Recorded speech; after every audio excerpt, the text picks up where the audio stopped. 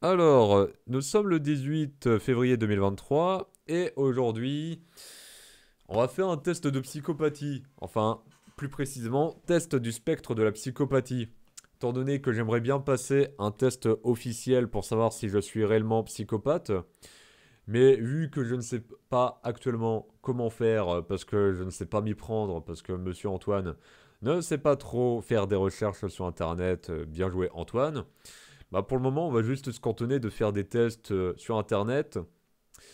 Alors, il faut savoir que personnellement, j'accorde pas vraiment de crédit aux tests en ligne, parce que c'est pas vraiment ce à quoi je vais accorder du crédit, parce que peut-être que c'est juste. Bah tiens, on va quand même faire le test pour voir, on verra bien. Mais en tout cas, j'accorde pas beaucoup de crédit. Je préfère avoir l'avis d'un professionnel dans le domaine plutôt que celui d'un test tout fait sur Internet. Alors, basé sur le travail du professeur associé Michael Hare Levinson, le test de psychopathie est un instrument scientifiquement validé pour mesurer le degré de psychopathie d'une personne.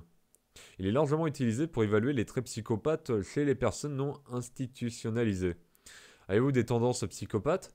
Pour chacun des éléments suivants, indiquez ci-dessous dans quelle mesure il s'applique à vous. Ah, donc déjà, bon, au moins, première ligne, basée sur le travail du professeur associé Michael Hare Levinson. Bon, au moins, c'est basé sur quelque chose d'un minimum tangible. Ce n'est pas genre un test avec des questions du type alors, t'es psychopathe parce que ça te fait marrer de manger des brocolis alors que c'est dégueulasse. Alors, j'ai pris un exemple complètement au pif absurde, mais c'est pour que vous voyez à quel point ma perception de ce genre de test en ligne, c'est pas ce qui est très positif pour moi. Mais enfin bon, pourquoi faire ce test? Gratuité. Ce test gratuit en ligne du spectre de la psychopathie est conçu pour mesurer, de manière exhaustive, vos traits et comportements en relation avec les traits associés au spectre de la psychopathie. Il vous est proposé gratuitement. 2. Complet. Ce test de spectre psychopathique aidera le répondant à comprendre si sa personnalité peut présenter des tendances psychopathes. Le test donne également un sens aux sous-dimensions de la psychopathie souvent débattues, conformément aux travaux du professeur associé Michael R. Levinson. 3. Conçu par des professionnels, les auteurs de ce test sont certifiés pour l'utilisation de nombreux tests de personnalité et ont travaillé professionnellement sur la psychométrie et les tests de personnalité. 4. Validité et fiabilité. Les tests empiriques ont montré la validité scientifique du test du spectre de la psychopathie. Les preuves ont été discutées dans des revues scientifiques comme le Journal of Personality and Social Psychology. 5. Contrôle statistique. Les résultats des tests sont enregistrés dans une base de données anonyme. Une analyse statistique du test est effectuée pour assurer une exactitude et une validité maximale des résultats du test. D'accord. Alors, donc, il y a quoi dans les paragraphes à gauche? L'IDR PST est la propriété d'IDR Labs International. La recherche originale a été fournie par le professeur agrégé de psychologie Michael R. Levinson. L'IDR PCT utilise la recherche de Levinson, mais n'est pas associé à Levinson et n'est pas l'équivalent de l'échelle de psychopathie de Levinson. Le présent test n'est en aucune façon endossé par Levinson, R, leurs associés ou des entités similaires, ni affiliées à ceux-ci. Le présent test ne vise à commettre aucune infraction. Merci bien. Le test du spectre psychopathique est un indice et un instrument largement utilisé pour mesurer les tendances, les traits et les comportements psychopathiques. Le test du spectre de la psychopathie n'aborde pas toutes les orientations psychopathiques possibles et ne prétend pas accommoder les répondants qui cherchent à tromper la mesure ou qui se situent en dehors du spectre normal de la psychopathie. Contrairement aux croyances populaires, le spectre de la psychopathie n'est pas la seule façon de mesurer la psychopathie. En effet, la production du spectre de la psychopathie est considérablement similaire au style de personnalité narcissique, limite et antisocial, comme on le trouve dans le cadre théorique alternatif utilisé dans les manuels psychiatriques tels que le DSM. Pour tester ces styles dans le cadre du DSM, veuillez consulter notre test de style de personnalité.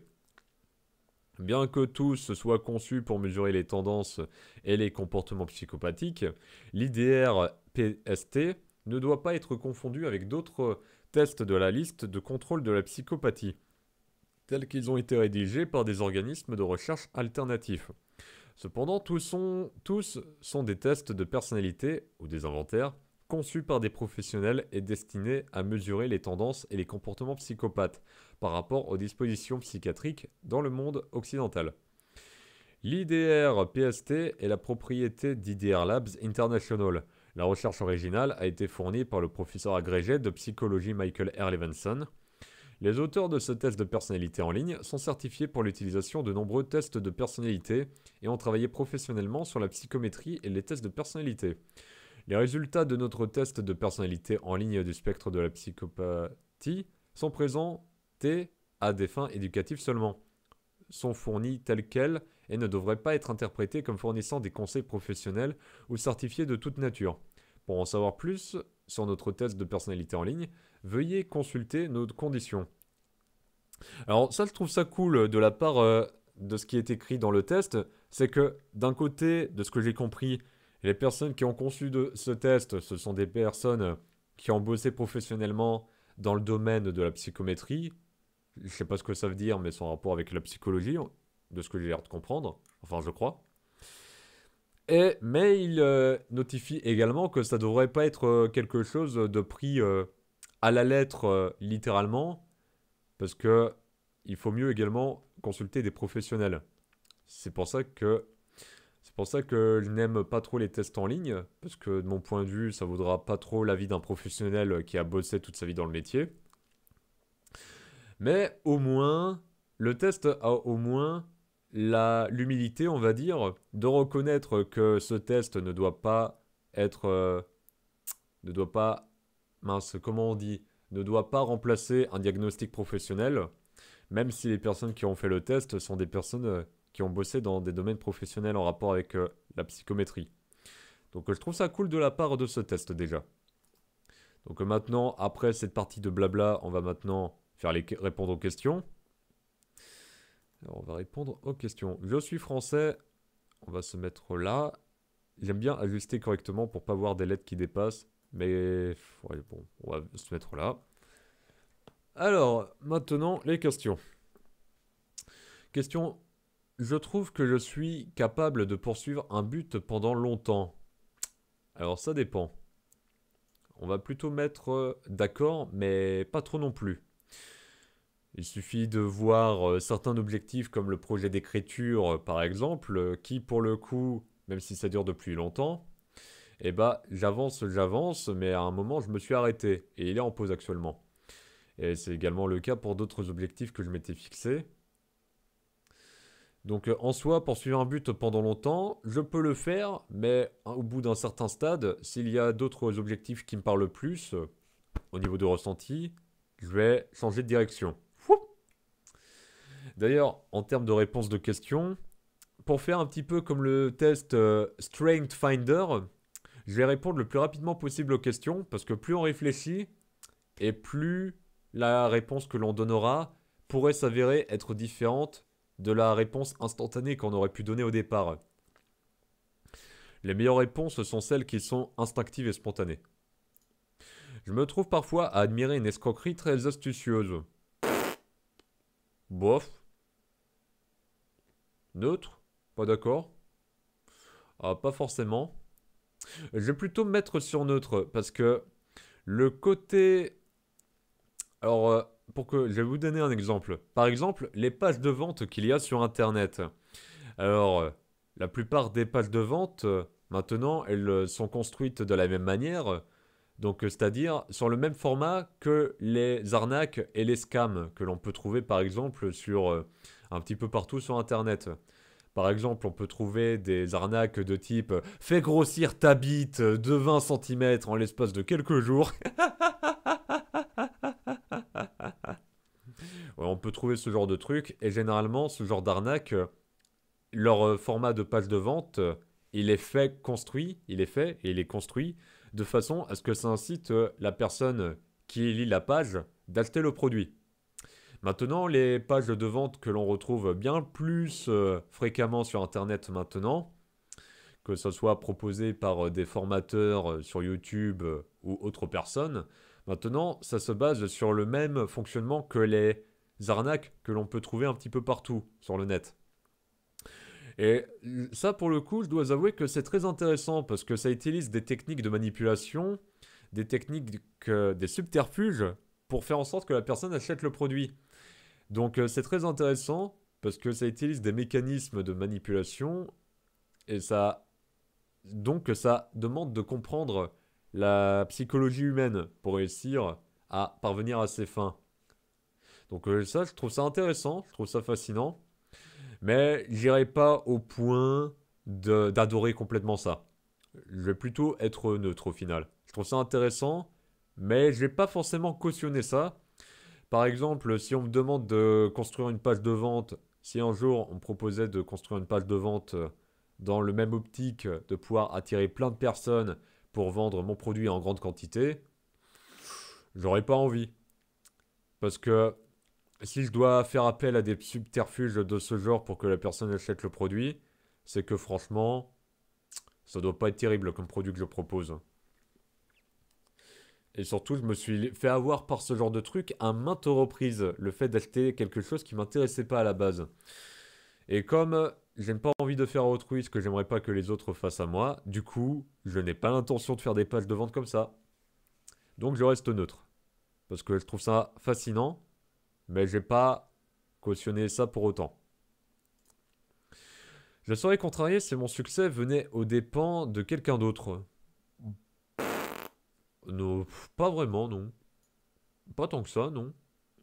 Non. Par exemple, Kevin Trudeau. Kevin Trudeau, la grosse majorité des choses dont je parle en stream, ce sont des choses que j'ai appris grâce à Kevin Trudeau. Grâce à ses audios, grâce aux livres qu'il suggère et grâce aux vidéos du Global Information Network et tout le contenu en rapport avec lui. Donc en soi, le succès que je suis en train de me construire petit à petit, c'est grâce à lui au final. Bon, certes, je pourrais mieux faire, mais je fais de mon mieux. J'estime que je suis bien meilleur par rapport à avant.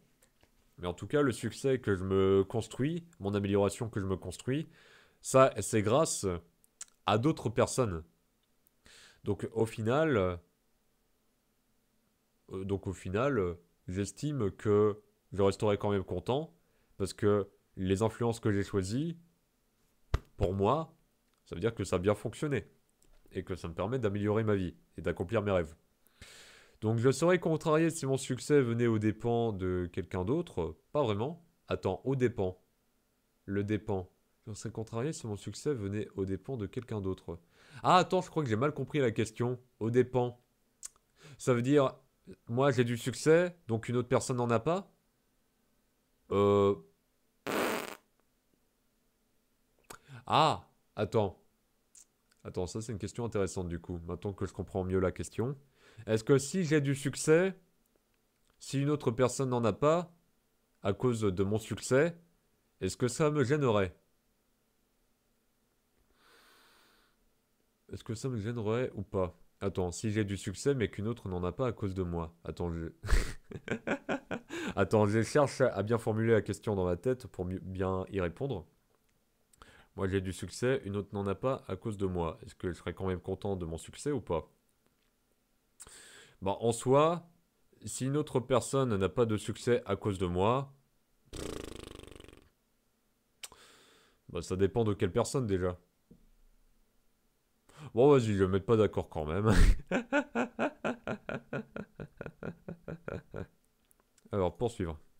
La plupart de mes problèmes sont dus au fait que les autres personnes ne me comprennent pas. Pas d'accord. Je vous ai beaucoup parlé du fait de prendre 100% de responsabilité pour tout dans votre vie, et si vous ne le faites pas, vous êtes dans le mysticisme.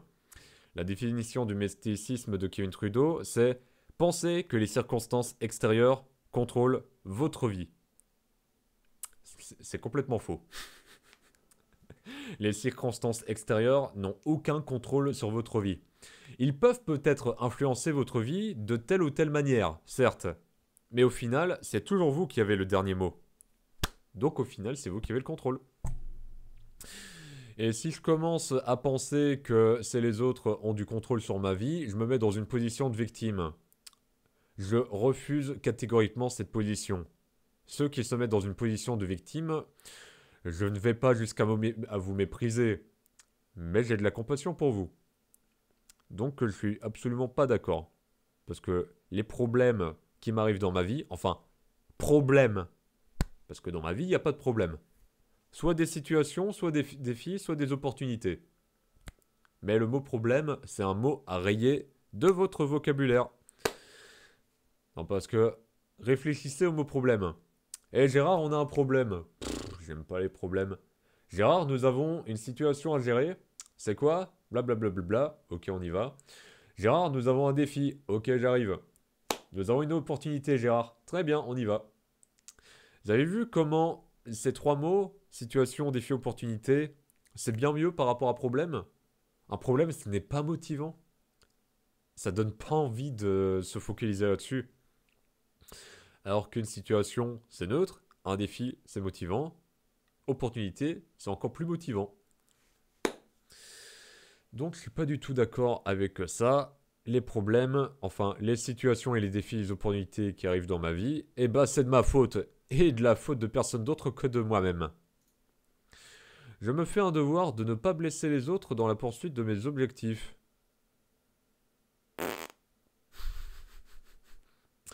Alors, il y a une époque, j'aurais été d'accord, étant donné que fais à autrui ce que tu aimerais que les autres fassent à toi. Donc je fais pas mal aux autres, vu que j'aimerais pas que les autres me fassent de mal. Cela dit, si le fait que je dois... Si le fait que... Attends, j'arrive pas trop à expliquer correctement. On va prendre un exemple avec les relations sociales.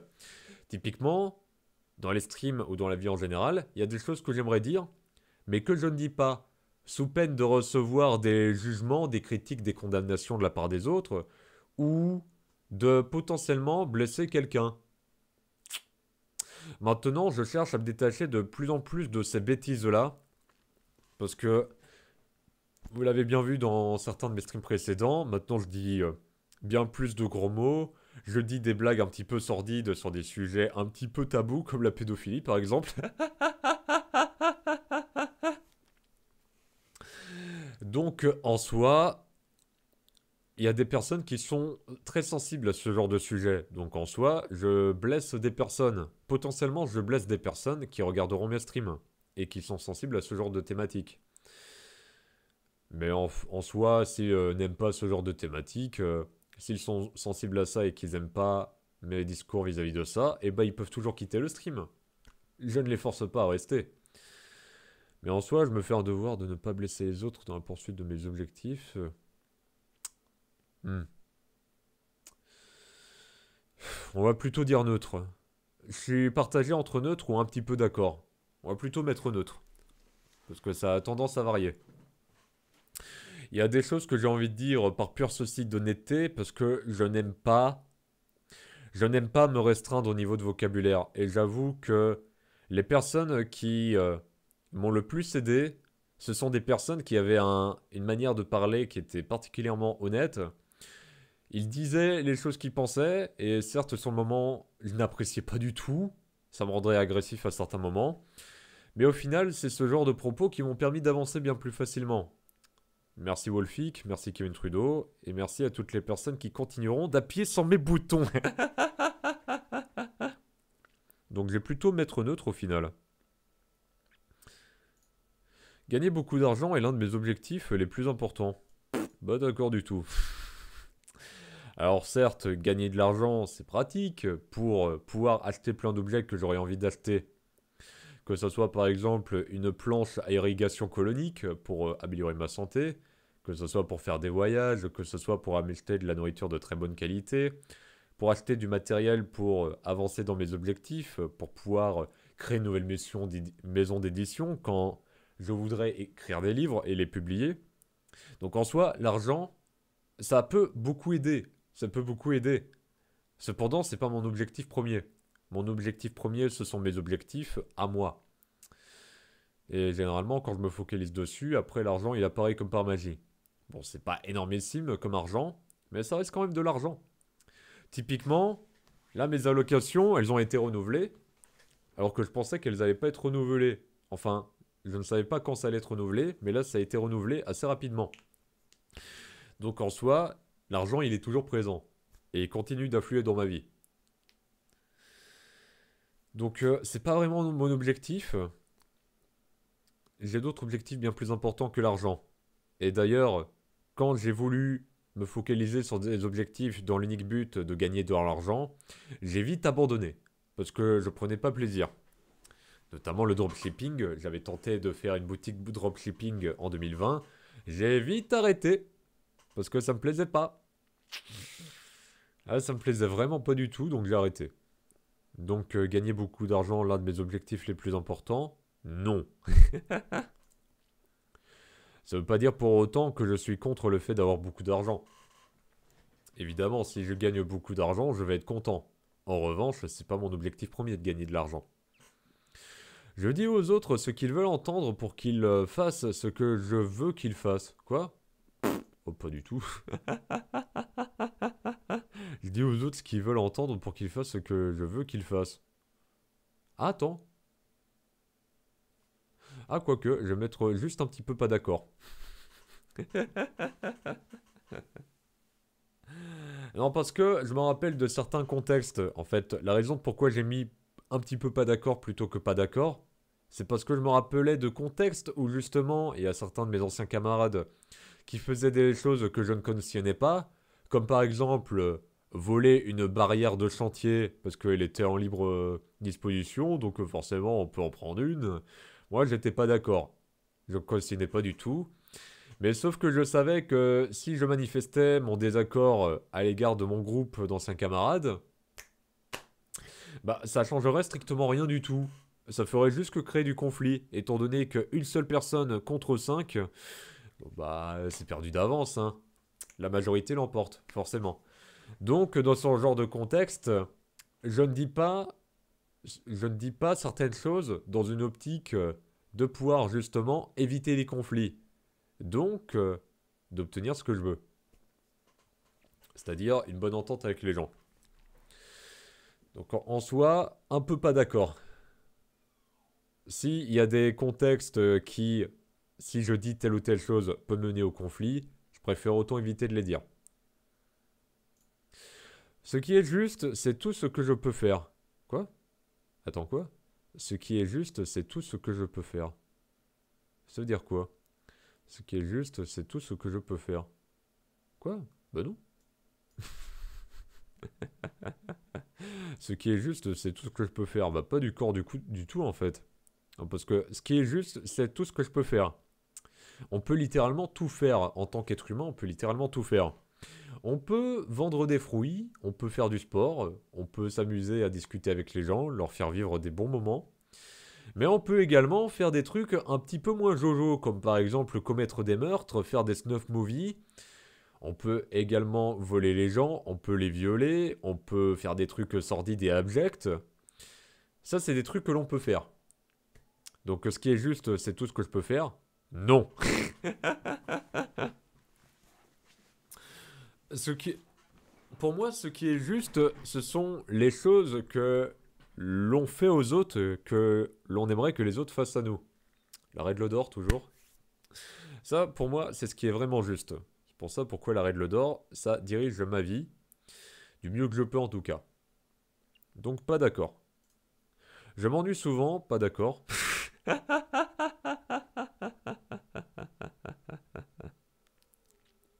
Alors pas d'accord, parce qu'il y a toujours, il y aura toujours forcément une activité que j'aurais envie de faire, toujours, n'importe laquelle.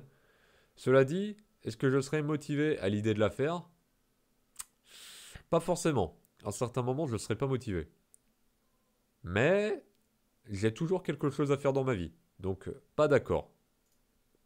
Le succès, c'est la survie du plus fort. Je me préoccupe pas des perdants. Dans cette question, le succès, c'est la survie du plus fort. Je ne me préoccupe pas des perdants. Bon, pas tant que ça. Attends, quoi que. Attends, on va laisser son neutre. Le succès, c'est la survie du plus fort. Je me préoccupe pas des perdants. Alors. Ouah. Alors oui, effectivement. Certains moments, je me préoccupe pas des perdants. S'il y a des gens qui veulent continuer à fumer, à se droguer, à se bourrer la gueule et à se détruire la santé, libre à elles. Ils font ce qu'ils veulent de leur libre arbitre. C'est pas des choses que je cautionne vraiment, mais bon, ils font tout ce qu'ils veulent de leur libre arbitre.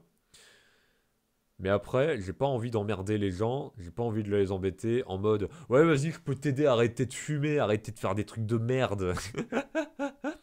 Parce qu'ils me l'ont pas demandé au final. Si les gens me demandent pas d'aide, je les aide pas. Par contre, la survie du plus fort, oh, la survie du plus fort, pas forcément non plus, hein. Oh, les gens forts, ça veut pas dire pour autant que c'est des bonnes personnes, hein. Il y a des gens qui sont fortes. Dans ce que je veux dire par fort, c'est des personnes riches qui ont un bon charisme, qui sont forts socialement, qu'importe. Ils sont forts dans quelque chose. Ça veut pas dire pour autant que c'est des bonnes personnes. Il y a des personnes soi-disant intelligentes, c'est des belles pourritures. Humainement parlant, je veux dire. Donc le succès, c'est la survie du plus fort. Je me préoccupe pas des perdants. Bof, en vrai, je sais pas. En fait, je prends pas de parti pour les perdants ni pour les forts, parce que, de mon point de vue, il n'y a pas de victime, il n'y a pas de bourreau. En fait, j'ai fouillé chaque camp, j'ai fouillé toutes les cuisines. Aujourd'hui, je sais, le diable exerce à tous les fourneaux.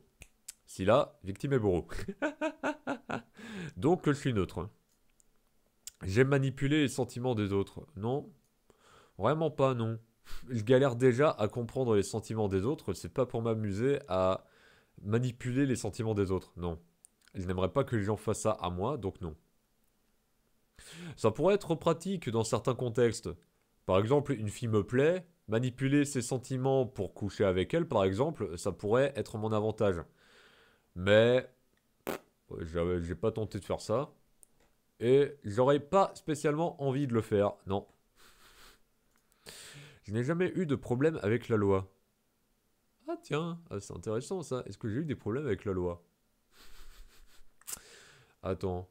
Je me rappelle juste l'épisode du Snowvlog 3 que j'avais participé. Je me rappelle que sur le trajet, il y avait des espèces de douanes ou de policiers qui fouillaient nos sacs. Bon, il n'y avait rien à signaler. C'est pas un problème que j'ai en soi. C'est juste un contexte neutre de fouille. C'est juste ça. Donc en soi, non, j'ai pas eu de problème avec la loi. Je suis un gentil garçon. Enfin, un gentil garçon. J'ai juste pas fait de trucs répréhensibles par la loi. Ça m'a pas empêché pour autant de casser la gueule à certaines personnes, de les frapper, et de me mettre en colère et de faire n'importe quoi. Mais je n'ai pas fait de choses répréhensibles par la loi. Je me retrouve dans le même genre d'ennui à chaque fois. Quoi? Dans le même genre d'ennui à chaque fois. Ah, pas d'accord, mais un petit peu quand même. Ouais, parce que les vidéos, à chaque fois j'utilise le terme prise de tête. Parce que je me retrouve dans des contextes où j'ai envie de faire des vidéos, sauf qu'au bout d'un moment je me dis, j'ai plus envie. Non, j'aime pas ce que je suis en train de faire. Allez, j'arrête. Donc ça m'arrive de me mettre dans ce genre de situation à multiples reprises. Ça m'arrive, mais pas tout le temps. C'est pour ça que je mets un petit peu d'accord.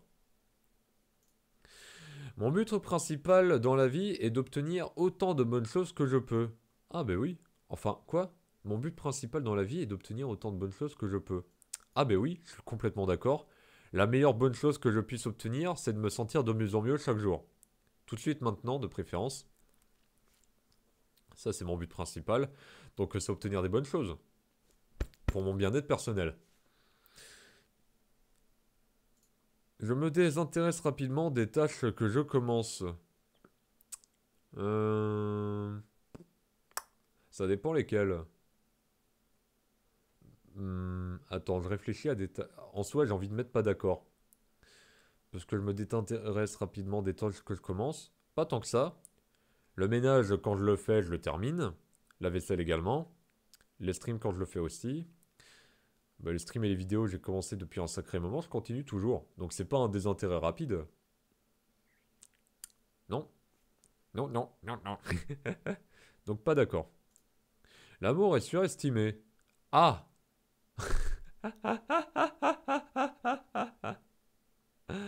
Alors, je pourrais pas répondre de manière.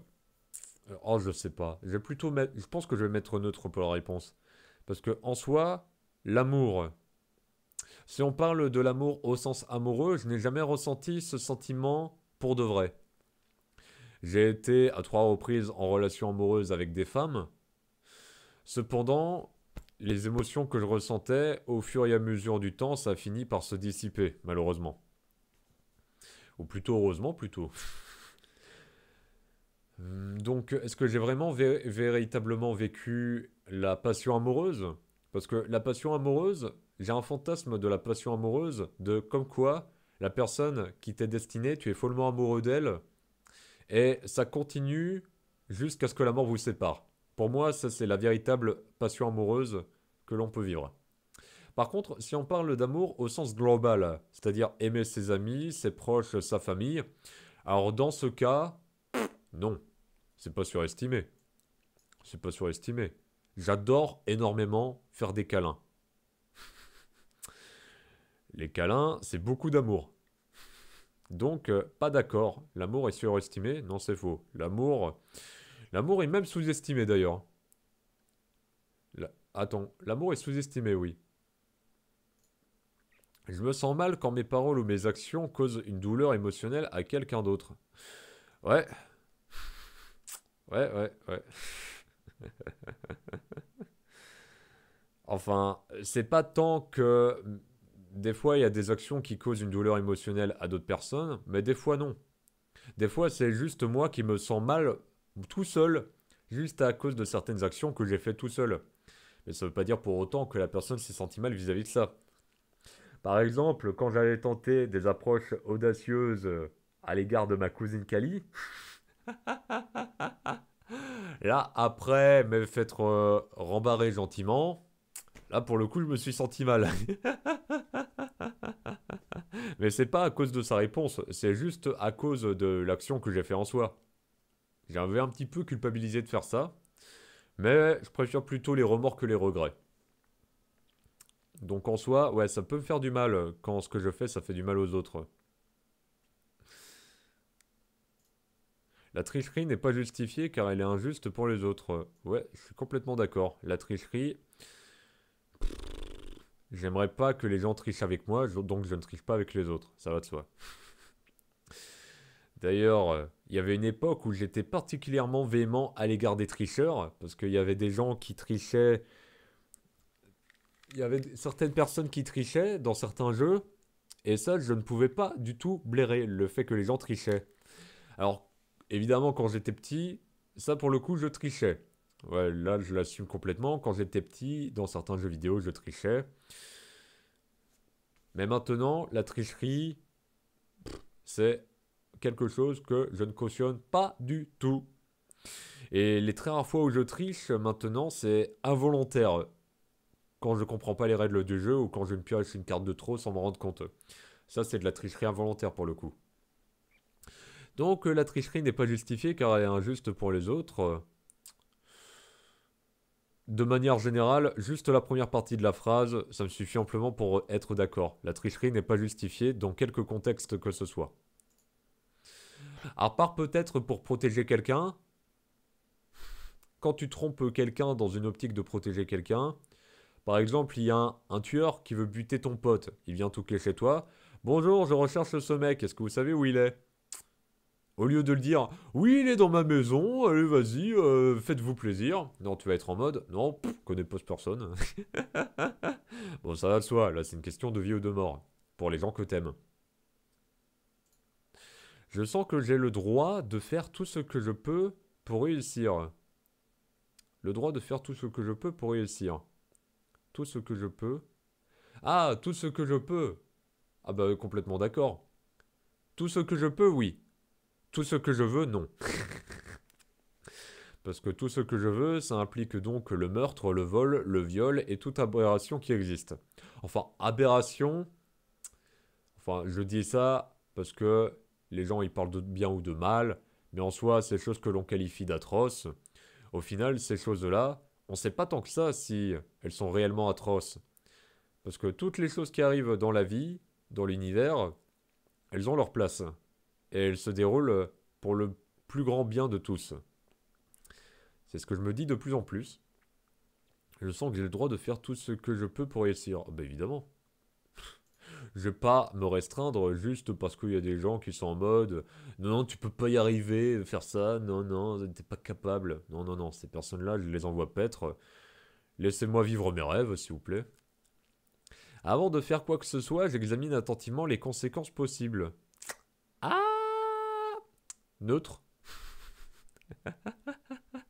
Des fois oui, des fois non.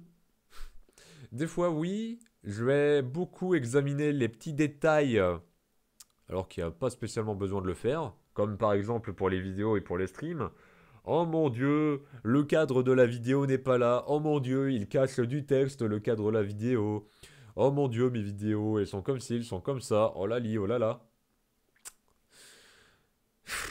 Là, c'est un petit peu trop réfléchir aux conséquences possibles. Là, c'est un petit peu trop réfléchir.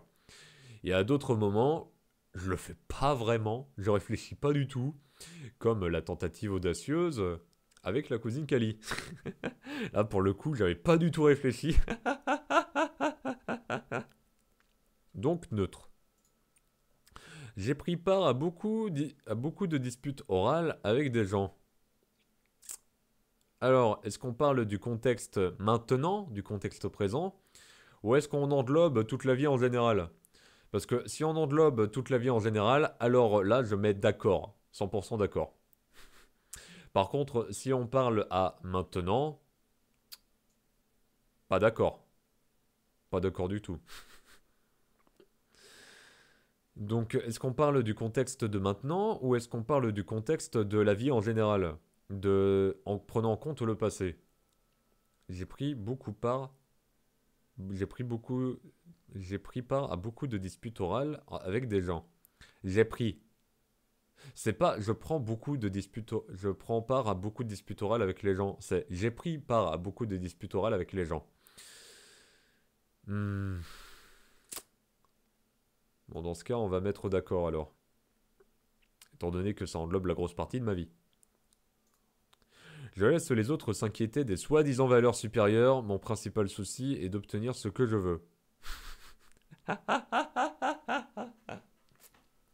Ça, c'est très intéressant.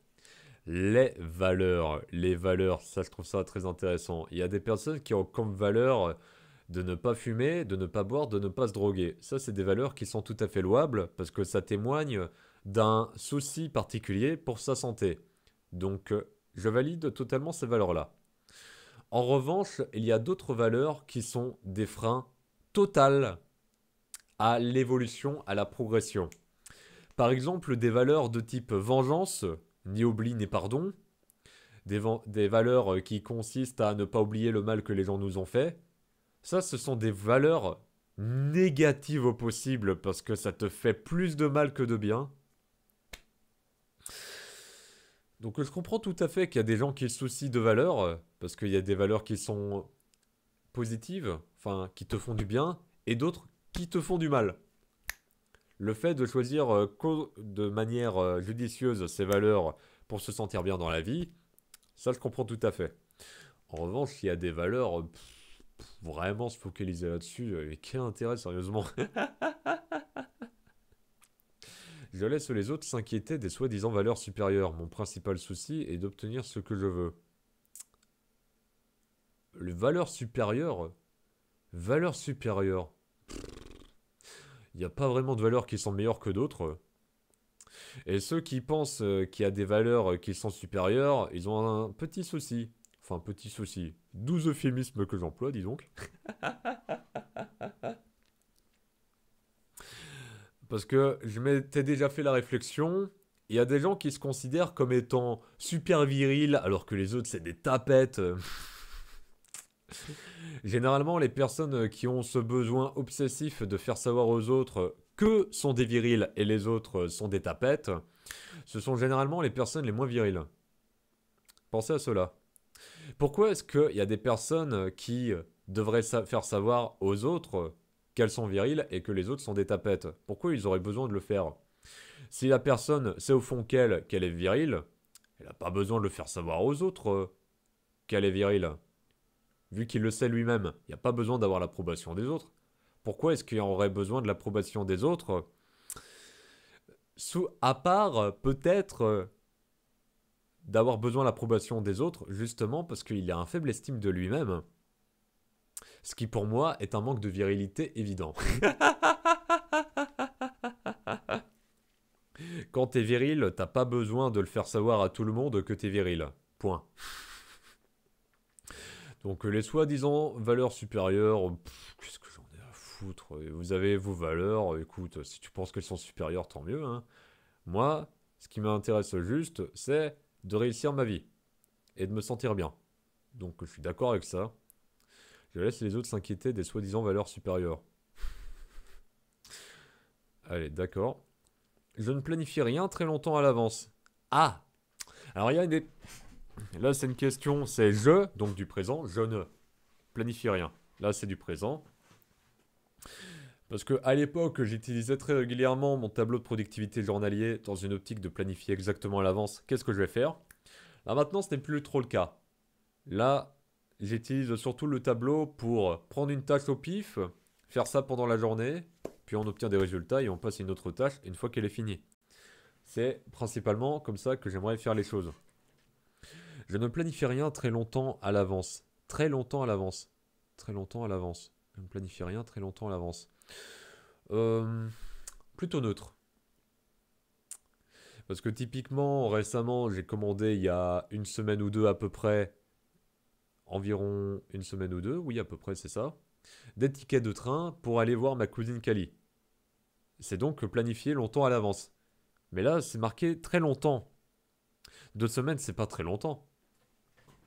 Je planifie pas tant que ça à l'avance. En tout cas, très longtemps à l'avance. Je vais plutôt mettre pas d'accord alors. Parce qu'il y a certaines choses que je planifie quand même. Notamment certains jeux vidéo auxquels j'ai envie de jouer en stream par exemple. Ou certains streams que j'ai envie de faire, certaines vidéos que j'ai envie de faire. Ça, c'est des choses que je planifie. Mais est-ce que ça veut dire pour autant que je vais les faire là? Je vais les faire? Eh ben, ça dépend de mon humeur. Donc, je vais juste mettre un peu pas d'accord. Quand je suis frustré, je me mets très vite en colère. Un peu d'accord. Alors, attends, quoi que, est-ce que je me mets en colère ou pas? Alors, la frustration... Alors, à l'époque, ça pouvait me mettre très facilement en colère. Là, maintenant, c'est plutôt quelque chose qui va plutôt me faire me sentir mal. Mais ça veut pas dire pour autant que ça sera de la colère. Ça peut être juste de la tristesse, du mal-être, mais pas forcément de la colère. Ça peut être l'une des nombreuses émotions négatives, entre guillemets, qui existent. Donc, quand je suis frustré, je me vais très vite en colère. En soi, non. En vrai, c'est pas ça. Donc, je vais plutôt mettre... quand je suis frustré, je me mets très vite en colère. On va plutôt mettre un peu pas d'accord. La colère que j'exprime, c'est surtout dans une optique d'extérioriser mes émotions. Même si j'essayais vraiment de vendre quelque chose, je ne mentirais pas pour obtenir ce que je veux. Ouais. Si quelqu'un achète le produit, c'est pour les caractéristiques du produit et pas pour des caractéristiques que tu as inventées. Si tu inventes des caractéristiques au produit qu'il n'y a pas, tu vas perdre le client. Le client, il va dire arnaque et il reviendra plus jamais acheter chez toi. Il faut voir les choses sur le long terme. Le long terme, c'est avoir des clients réguliers qui reviennent pour acheter tes produits. Les gens qui pensent au court terme, ils arnaquent les gens pour obtenir rapidement ce qu'ils veulent. C'est pas comme ça qu'il faut faire. Parce que certes, sur le moment, tu obtiens du bénéfice, mais sur le long terme, t'en as plus. Long terme, c'est l'inverse. Sur le moment, t'as pas de bénéfice, mais sur le long terme, t'en as beaucoup. Privilégiez toujours le long terme. Donc, poursuivre. Les gens qui sont arnaqués le méritent généralement. Un peu, oui. Un peu. Un peu d'accord. Parce que...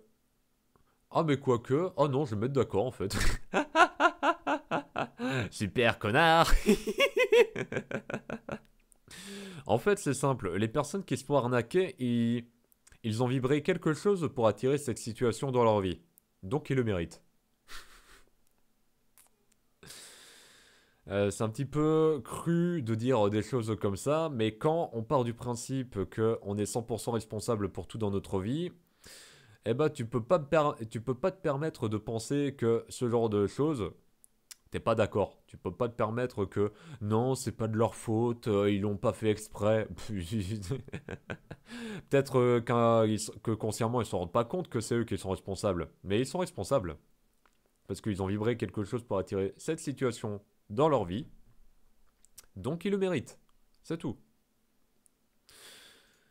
Prendre soin de moi est ma priorité absolue. Ouais, il n'y a pas photo. En fait, si les autres meurent, ça change rien à ma vie, étant donné que je suis toujours vivant. Je vais peut-être me sentir triste, surtout s'il s'agit de gens que j'aime beaucoup. Mais je resterai toujours vivant. Si c'est moi qui meurs, bah j'existe plus physiquement parlant. Donc, prendre soin de moi, c'est très important. Numéro un, se sentir bien maintenant et tout de suite. Très important. Hop, on a fait toutes les questions. Test du spectre de la psychopathie. Vos résultats. Vous, moyenne de la population. Alors, la moyenne de la population est normale. Bon, ça va de soi. Mais apparemment, je serais un petit peu sociopathe. Un petit peu. Ouais, parce que je suis près de normal. Je suis pas impulsif et je suis pas psychopathe apparemment. Mais je serais sociopathe. D'accord. Bon, après, comme je l'ai déjà dit, je n'accorde pas trop d'importance à ce genre de trucs. Étant donné que ce sont des tests en ligne. Donc forcément, pas ceux qui sont le plus fiables. Alors, vous êtes 53,13% sociopathe. 22,73% impulsif. Ok, ça je suis un peu d'accord. Ce qui vous rend 13,06% plus psychopathe que la moyenne de la population. Ouais, parce que c'est important de le savoir, mais la psychopathie, la sociopathie et tout ce genre de trucs, ce n'est pas t'es sociopathe ou tu ne l'es pas. C'est t'es plus ou moins psychopathe sur un continuum. Donc t'es plus ou moins psychopathe, tu peux être par exemple un petit peu, voire carrément psychopathe. Mais ça veut pas dire que ça veut pas dire que c'est binaire. C'est sur un continuum. C'est très important de voir les choses comme ça. Alors donc explication des termes. Ah ouais, ouais, c'est intéressant d'avoir les explications. Les psychopathes sont caractérisés à la fois par la manipulation interpersonnelle et l'insensibilité des sociopathes. Ah. Ainsi que par la colère, le comportement désinhibé et la dérégulation émotionnelle de la personnalité impulsive. Cette combinaison de déviance, de ruse et d'agressivité rend ces personnes vraiment très dangereuses et très changeantes. Alors là, pour le coup, je suis d'accord, parce que à certains moments, il y avait certains dans mon ancien chez moi, typiquement, à la montagne, il y avait des contextes où j'étais normal, et il y avait des contextes où je paniquais complètement de crever. Qu'il y avait quelqu'un qui m'attendait derrière la porte pour me planter, ce qui est complètement faux. C'est juste moi qui m'inventais ce genre de peur déséquilibrée dans ma tête. Résultat, je finissais par sortir dehors avec un couteau dans mon sac pour soi-disant, me protéger de s'il y a des situations qui se dégénèrent. Ce qui est pas du tout sain, parce que pour le coup, s'il y avait vraiment une dispute avec quelqu'un qui aurait dégénéré, eh ben potentiellement j'aurais tué quelqu'un. Je dis bien potentiellement parce que heureusement ce n'est jamais arrivé. Et j'espère que je me préserve de ce genre de choses et que ma vie continuera d'aller bien. Les sociopathes sont caractérisés par la manipulation interpersonnelle et la déviance, ainsi que par l'égocentrisme, l'insensibilité et l'absence de remords ou de culpabilité. Les sociopathes sont capables d'employer la désinvolture et le charme superficiel pour manipuler astucieusement les gens. Mais ils n'ont généralement pas l'impulsivité et la disposition ouvertement violente des psychopathes et des personnalités impulsives. Ouais, je pense, j'ai pas, je suis pas trop dans l'optique de manipuler les gens, c'est pas mon délire. En revanche, déviance, ça je suis complètement d'accord. Je fais des trucs et j'ai des fantasmes que je peux catégoriser comme étant déviants si je me mets à la place des autres. L'urinothérapie pour les autres c'est déviant. Le fait de Le fait d'avoir des fantasmes de domination et de soumission, ça c'est également déviant de mon point de vue. Et encore, je prends des trucs soft, parce que des fois, il y a des trucs qui me viennent en tête, comme par exemple la Golden Shower ou le fait d'uriner à l'intérieur du vagin de la femme. Ouais, il y a des idées comme ça qui me viennent des fois. Il y a des idées comme ça qui me viennent, va savoir pourquoi. Probablement que la pornographie a joué pour beaucoup, mais j'ai pas envie de rejeter la faute sur quelque chose d'autre comme moi. Les personnalités impulsives sont caractérisées par une attitude colérique, désinhibée et réfléchie face à la vie, ainsi que par un modèle d'émotivité négative et de dérégulation émotionnelle. Ils ont fréquemment recours à l'intimidation, à la menace et à l'agression sociale lorsqu'ils sont frustrés, mais ils n'ont pas la ruse de manipulation des sociopathes et des psychopathes. Alors là, pour le coup, il y a une époque où j'aurais pu être dans la personnalité impulsive. Parce que vu le niveau de colère que j'avais en moi et que je relâchais sur les autres, ouais, j'étais là carrément. Si j'avais passé ce test à l'époque, j'aurais été carrément impulsif. Donc là, je suis plutôt d'accord. Mais maintenant, ça s'est bien plus se calmer. Maintenant, ce que je recherche surtout, c'est le côté positif de l'impulsivité. C'est-à-dire de faire les choses maintenant, quand tu as des choses à faire, et pas de les repousser à plus tard avec des soi-disant excuses qui valent pas la peine d'être inventées, sous peine de passer pour un perdant. Et maintenant, nous avons... Les individus normaux sont caractérisés par des scores faibles pour les deux dimensions du spectre de la psychopathie, déviance sociale et agression impulsive. Cependant, veuillez noter qu'une personne qui est normale sur le spectre de la psychopathie peut quand même avoir d'autres troubles de la personnalité ou des tendances à sombrer dans la colère généralisée. Ouais, c'est bien le cas. C'est pour ça que je n'aime pas les personnes normales. Parce que les personnes normales, ils n'ont pas ce côté atypique que j'aime bien chez les personnes qui sont différentes.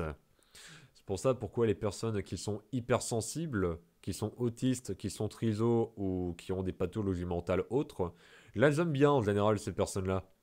Je dis bien en général parce qu'il y a des personnes que j'aime pas trop dans ces personnes-là. Mais les personnes qui sont normales, il n'y a pas beaucoup de personnes normales que j'apprécie. Mon pote Thomas, il en fait partie typiquement. C'est une personne qui est tout à fait normale, mais ça reste quelqu'un que j'apprécie beaucoup fréquenter parce que je passe de très bons moments avec lui. Donc c'est pour ça que je l'aime bien. Alors là, il y a une vidéo. Est-ce qu'il y a les sous-titres dans la vidéo? Anglais généré. Oh, ils ont mis le Joker de The Dark Knight. Oh là là, il est dessiné comme Jaja. Ah bon, bah on va écouter la vidéo. Enfin, on va la regarder plutôt. Allô? Pourquoi ça marche pas le plein écran? Allô? Ah, ça marche pas. Bon, bah attends, on va faire comme ça, peut-être ça marche. Ok, ça marche.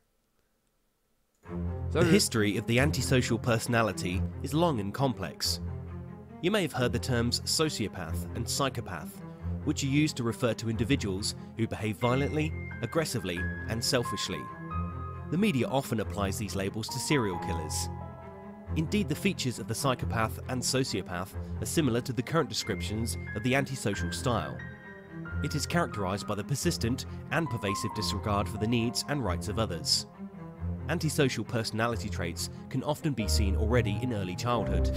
For example, in the form of aggression towards people and animals, destruction of property, deceitfulness, theft, or the serious violation of rules. In adulthood, antisocial personalities usually continue to engage in behaviours that harm others, and they tend to be indifferent to how their behaviour affects other people.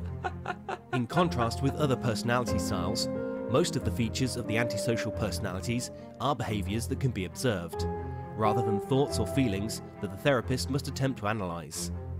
Behaviours such as being indifferent to the interests of others, failure to obey the law, harassment, theft, or fraud. Antisocial individuals are usually deceitful and manipulative, and will lie or charm others to obtain money, power, or sex.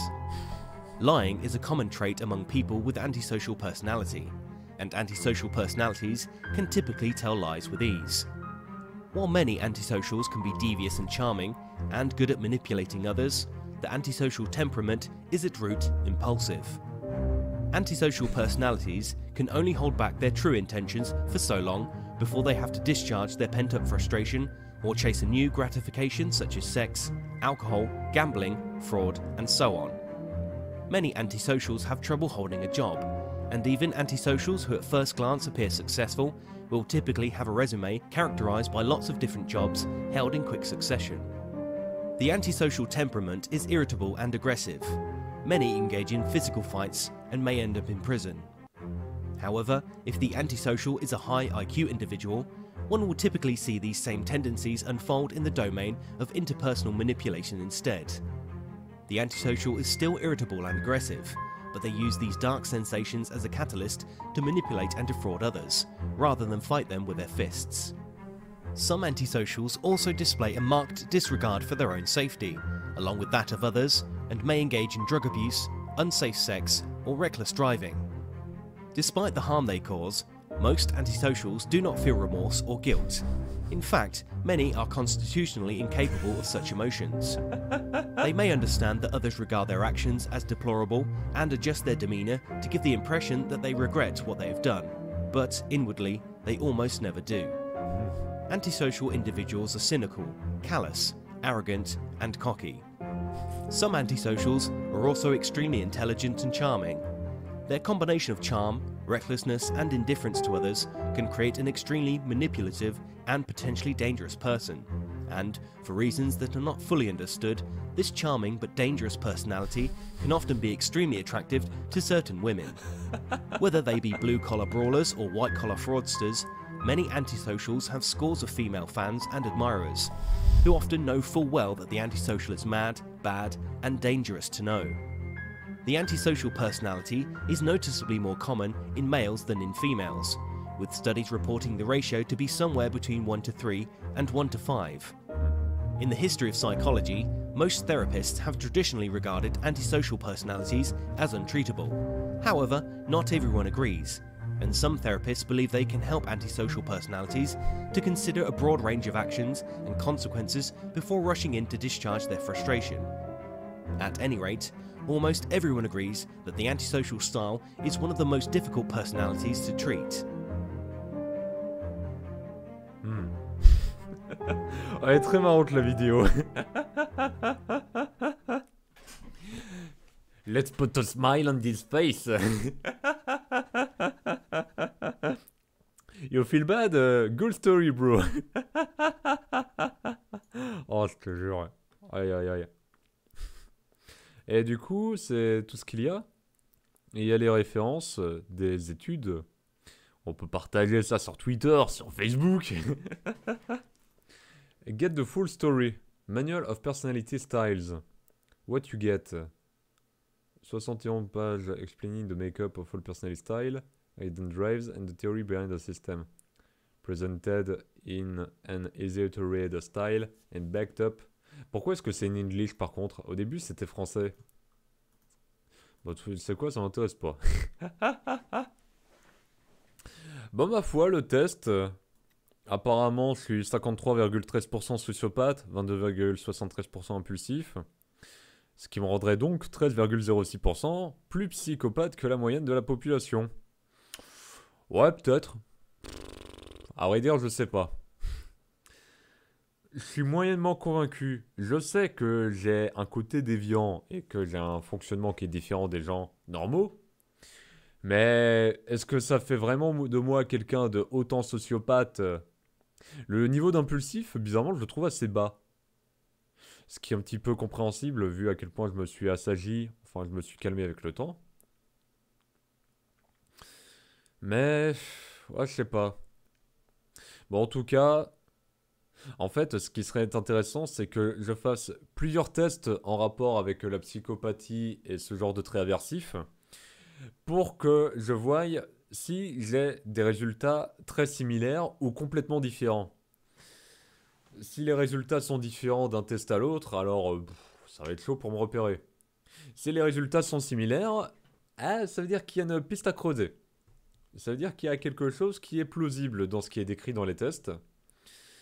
Mais pour le moment, je vais pas juste m'arrêter à ce seul test-là. Je prends en compte le résultat, mais je vais pas accorder plus d'importance que ça. En tout cas, je suis bien content d'avoir fait ce test. Parce que je l'ai trouvé intéressant au final.